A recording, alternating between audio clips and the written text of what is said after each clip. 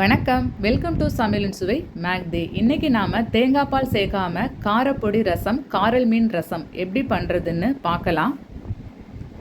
இதுதான் காரல் மீன், காரல் பொடி அப்படின்னு சொல்லுவாங்க. சளி இருக்கும் பொழுது இந்த மீனை நாம் ரசம் வச்சு சாப்பிடும் பொழுது ரொம்ப நல்லா இருக்கும்.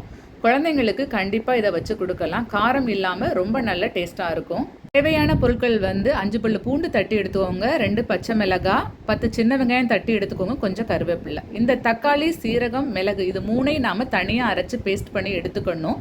இப்போ இதில் 2 தக்காளி, 2 சின்ன கொட்டை அளவு புளி, கொஞ்சம் கொத்தமல்லி தழை மூணையும் நல்லா கரைச்சி வச்சுருக்கேன். இப்போ பாருங்கள், காரல் மீனை நல்லா க்ளீன் பண்ணி எடுத்துகிட்டு வந்திருக்கேன் நான்.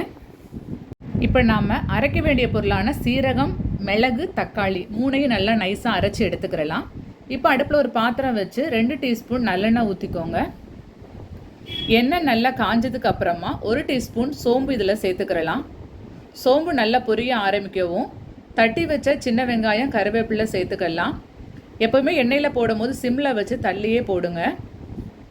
அதன் கூட பச்சை மிளகாய், தட்டி வச்ச பூண்டு சேர்த்து நல்லா இதை வதக்கிடுங்க. ரொம்ப நேரம் வதங்கணும்னு அவசியம் கிடையாது, கொஞ்சம் கலர் மாறினாலே போதுமானது. அடுத்து நாம் அரைச்சி வச்சிருக்க சீரகம், மிளகு, தக்காளி அதோட பேஸ்ட்டை நாம் உள்ளே ஊற்றிடலாம். இந்த சமயத்தில் தேங்காய் சேர்த்துக்கணும்னு நினைக்கிறவங்க தேங்காவோட சீரகம், கொஞ்சம் மஞ்சத்தூள் போட்டு அரைச்சி இந்த சமயத்தில் சேர்த்துக்கிறலாம். ஆனால் நான் இன்றைக்கி தேங்காய் பால் இல்லாமல் தான் நான் இன்றைக்கி ரசம் வைக்க போகிறேன். இதை கலந்து விட்டதுக்கு அப்புறமா நம்ம கரைச்சி வச்சிருக்க தக்காளி, புளி கரைசலை நாம் உள்ளே ஊற்றிக்கிறலாம். இதன் கூட ஒரு 1/4 டீஸ்பூன் மஞ்சள் தூள் சேர்த்துக்கோங்க. காரத்துக்கு நாம் வேறு எந்த இதுவுமே சேர்க்க போகிறது கிடையாது. தேவையான அளவு உப்பு சேர்த்துக்கோங்க. இப்போ உங்களுக்கு ரசம் எந்த அளவுக்கு வேணுமோ அந்த அளவுக்கு தண்ணி பார்த்து ஊற்றிக்கோங்க. இப்போ இது எல்லாத்தையும் சேர்த்து நல்லா கலந்து விட்டுக்கோங்க. அவ்வளோதான், நம்ம இதுக்கான மெத்தட் இதோட முடிஞ்சு போச்சு. இதுக்கப்புறம் நம்ம மீன் சேர்க்கறது தான். இப்போ நாம் இதை ஒரு மூடி போட்டு மூடி வச்சிடலாம். ஒரு 10 நிமிஷம் கழித்து நாம் திறந்து பார்க்கலாம். பாருங்கள், நல்லா கொதிக்குது.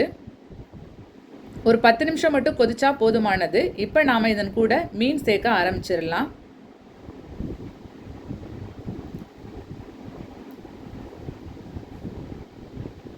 சிம்மில் வச்சுக்கிட்டு ஒவ்வொரு மீனாக போடுங்க.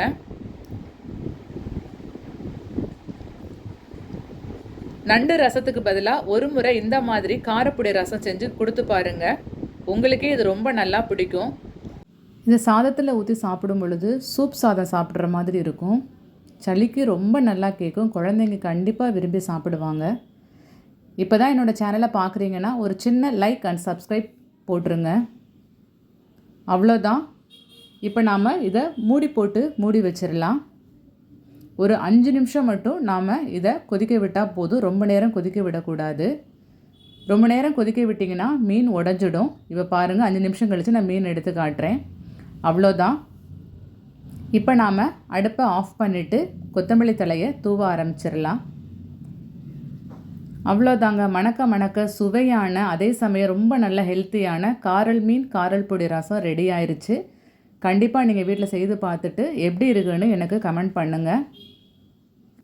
வீடியோ தொடர்ந்து பார்த்துட்டு வர உங்கள் எல்லாருக்கும் என்னுடைய நன்றிகள். இப்போ தான் புதுசாக பார்க்குறீங்க அப்படின்னா சப்ஸ்கிரைப் பண்ணிக்கோங்க. அப்போ தான் நான் உங்களோட கண்டிப்பாக இணைஞ்சிருக்க முடியும்.